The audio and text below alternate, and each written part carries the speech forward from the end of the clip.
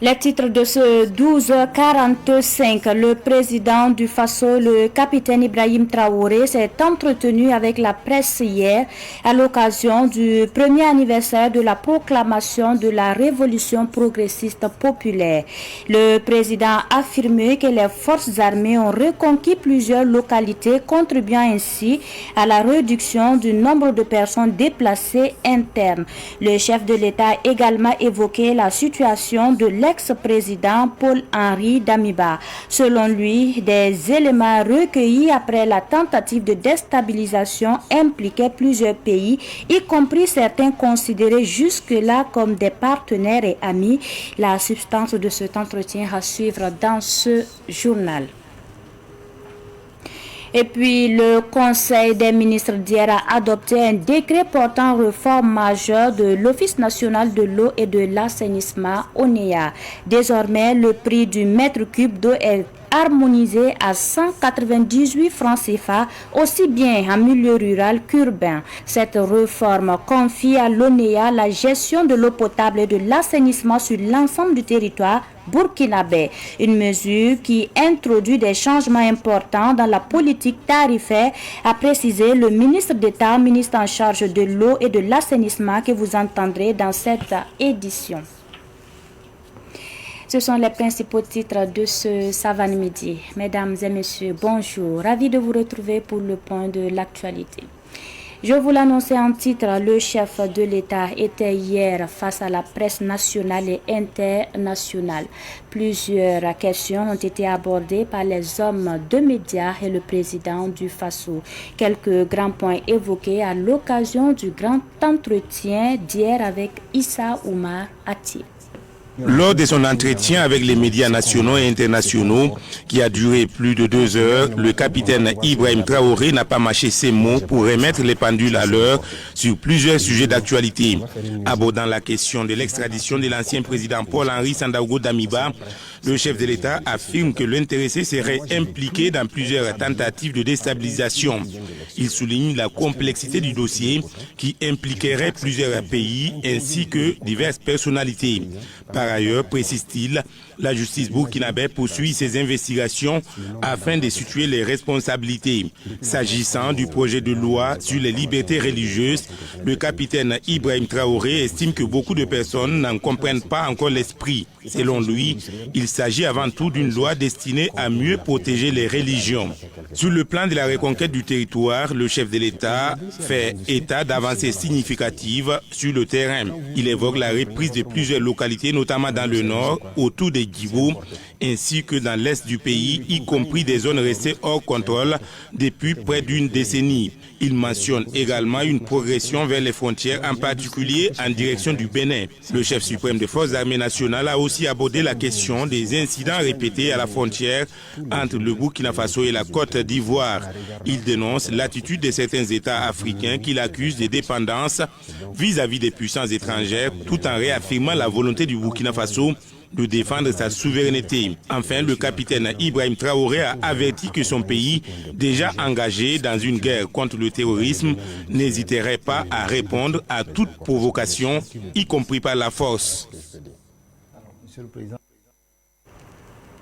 Nous passons à présent au Conseil des ministres. Au titre du ministère de la Santé, le Conseil des ministres informe que plus de 35 milliards de francs CFA ont été mobilisés pour apurer le passif social de l'Agence nationale de gestion des soins de santé primaire. Selon le ministre de la Santé, Dr Robert Lucien Kargougou, le Conseil a instruit de mettre en place un plan d'apurement de ce passif sur 7 mois à partir du 1er avril jusqu'en fin octobre 2026. Écoutons le ministre de la Santé, Robert Kargougou. Au décours de ce plan d'appurement, il ressort que le passif social de la GSP ressort à 35 milliards 423 millions 593 620 francs CFA. Le Conseil a instruit de mettre en place ce plan d'appurement sur 7 mois, à partir d'avril jusqu'à fin octobre 2026. Le Conseil a aussi instruit que courant avril, tout le passif lié à la garde des années 2022 jusqu'en 2025 puisse être apuré. Le Conseil a aussi instruit que le ministère de la Santé travaille dans la digitalisation des programmes de travail et de garde au niveau des établissements de santé qui assurent la garde. Et à partir du mois d'avril, cette digitalisation sera en vigueur. Le Conseil a aussi instruit de renforcer le contrôle de l'effectivité de la garde et de la présence des agents au niveau des différents services. Le Conseil a aussi instruit de travailler dans la simplification des actes pour répondre à l'inflation de ces actes qui a été induite par la fonction publique hospitalière. Le Conseil a aussi instruit de mettre en place un comité interministériel qui va assurer le suivi de la mise en œuvre effective de ce plan d'appurement du passif social de la GSP. Le Conseil a également pris la décision d'harmoniser la tarification de l'eau potable en milieu rural et milieu urbain à 198 francs CFA le mètre cube. Le ministre en charge de l'Agriculture, le commandant Ismaël Sombier, a expliqué qu'il s'agit d'une équité sociale. En effet, le prix du mètre cube d'eau était de 500 francs CFA en milieu rural et de 198 francs CFA le mètre cube en milieu urbain. Je vous propose d'écouter un extrait du ministre en charge de l'Agriculture, Ismaël Sombier. Cette réforme vise à consacrer désormais la gestion de l'eau potable et de l'assainissement sur toute l'étendue du territoire burkinabé à l'Office national de l'eau et de l'assainissement et à impacter des changements significatifs dans la tarification de l'ONEA. Le gouvernement engage une réforme majeure en faveur de l'équité sociale. Le prix du mètre cube d'eau potable, qui était autrefois de 500 francs le mètre cube au niveau du milieu rural, où sont censées se trouver les populations les plus vulnérables, est de 188 francs le mètre cube d'eau en milieu urbain et semi-urbain. Pour la tranche 1, ce prix est désormais uniformisé aussi bien en milieu urbain qu'en milieu rural à 188 francs le mètre cube pour la tranche 1, mettant fin ainsi à plusieurs années d'inégalité entre les populations du monde rural et des milieux urbains. Cette réforme s'inscrit bien sûr dans le cadre de la vision du camarade président, le capitaine Ibrahim Traoré, qui vise à réduire considérablement les inégalités entre les populations en tout ce qui concerne les secteurs vitaux de notre nation. C'était un extrait du ministre d'État, ministre en charge de l'Agriculture, de l'eau et de l'assainissement, Ismaël Sombier. Et pour la suite, ce matin, les ministres Moumouni Zungrana de l'enseignement secondaire et de la formation professionnelle et technique, Jacques Sosten Dengara en charge de l'enseignement de base, et de professeur Hadjima Tombiano en charge de l'enseignement supérieur ont rencontré les membres du conseil interministériel mis en place pour réfléchir sur la production des manuels scolaires. Objectif, se concerter sur la production qualitative des manuels scolaires et les ouvrages didactiques qui occupent une place importante dans l'enseignement. L'ambition affichée est de mettre en œuvre la nouvelle vision de l'État en matière de production des manuels scolaires et des ouvrages didactiques. Et pour la suite, le sixième cérémonial militaire d'hommage au capitaine Thomas Sankara et ses 12 compagnons s'est tenu hier à Ouagadougou au mémorial Thomas Sankara. Plusieurs personnes se sont mobilisées sur les lieux pour assister pour la 6e fois consécutive à ce hommage militaire. À l'issue du cérémonial, le Premier ministre Jean-Emmanuel Ouédraogo a procédé au lancement officiel de l'initiative Jeunesse révolutionnaire en marche. Pakisba Mariam Ouédraogo. Camarades jeunes, je m'adresse à vous et je voudrais insister sur la place centrale que vous occupez dans notre révolution comme levier essentiel de la victoire. Votre engagement collectif et individuel à l'initiative Jeunesse révolutionnaire en marche est une étape de plus de votre implication dans la conduite de la révolution et la diffusion de ses valeurs.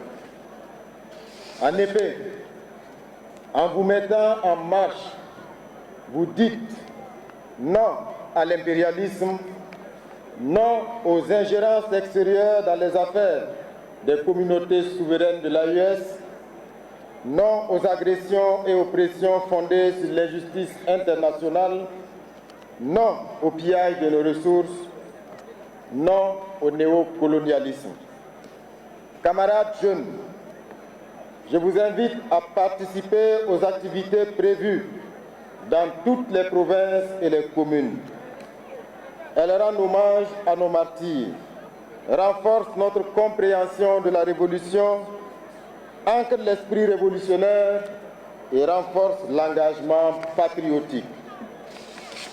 À tous les niveaux, elle sera rythmée par plusieurs activités, parmi lesquelles des journées d'hommage et d'engagement révolutionnaire, des causeries éducatives sur les idéaux de la RPP et sur la vie de révolutionnaires, en partenariat avec les mouvements et associations de jeunesse, ainsi qu'avec la coordination nationale des associations de la veille citoyenne sur leurs différents sites. Des conférences publiques sur les valeurs patriotiques du Faso, la production de capsules, de mini-vidéos et de contenus audio de sensibilisation sur les actions de la révolution progressiste populaire et toute autre activité susceptible de renforcer l'esprit patriotique et l'engagement citoyen de la jeunesse. Camarades jeunes, par cet engagement, vous démontrez de manière tangible votre contribution au développement, à la stabilité et au rayonnement de notre pays. Vous êtes un pilier fondamental de toute dynamique de progrès au Burkina Faso et de l'ancrage populaire de la révolution. C'est pourquoi je vous invite individuellement et collectivement à vous inscrire dans l'histoire nouvelle de notre pays qui est en train donc de s'écrire.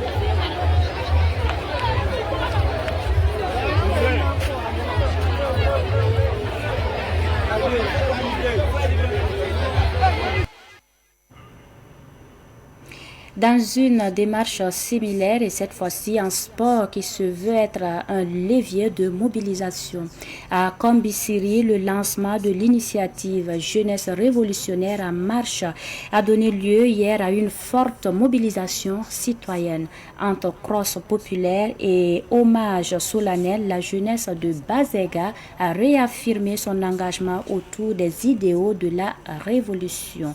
Le point avec Joël Percoma, notre correspondant depuis Kombisiri. Les rues de Kombisiri ont vibré au rythme des foulées patriotiques. Pour marquer le lancement officiel de l'initiative Jeunesse révolutionnaire en marche, les autorités provinciales et plusieurs jeunes ont pris d'assaut les principales artères de la ville. Une crosse populaire dont l'objectif est clair. Les plus hautes autorités ont pensé que le sport est un facteur de cohésion, sans distinction d'ethnie, sans distinction de religion ni de race. Ça arrive à fédérer toutes les sensibilités autour d'un idéal commun, tant aussi bien ludique qu'en matière de santé et en matière sportive. Et c'est en même temps un clin d'œil aux martyrs et également inviter tous ceux qui sont toujours engagés au front à redoubler d'efforts. Et il faut dire que dans la province du Bazaïra, il y avait déjà des initiatives sportives. Il y a un cross civilo-militaire qui est institué chaque premier jeudi du mois. Il y a également le sport pour tous qui est lancé chaque mercredi soir à partir de 16h au terrain Omnisport de Combisserie. Pour le directeur provincial du sport, de la jeunesse et de l'emploi, ce n'est qu'un début. Il promet de maintenir cette flamme à travers une série d'activités sportives régulières dans la province. Et nous allons, les jours à venir, continuer avec ce qu'on avait comme d'habitude, le sport aérobique au plateau Omnisport 17h05 de Combisserie. Donc, pour ce faire, nous invitons la jeunesse à sortir massivement pour qu'on puisse fédérer nos forces afin d'accompagner nos autorités. Une dynamique saluée par le président de la jeunesse, Benoît Ouedraogo, qui voit en cette initiative un cadre idéal pour l'épanouissement et l'engagement de la jeunesse. Fin de cette session d'information que j'ai pris du plaisir à vous présenter. Merci de nous avoir suivis de bout en bout.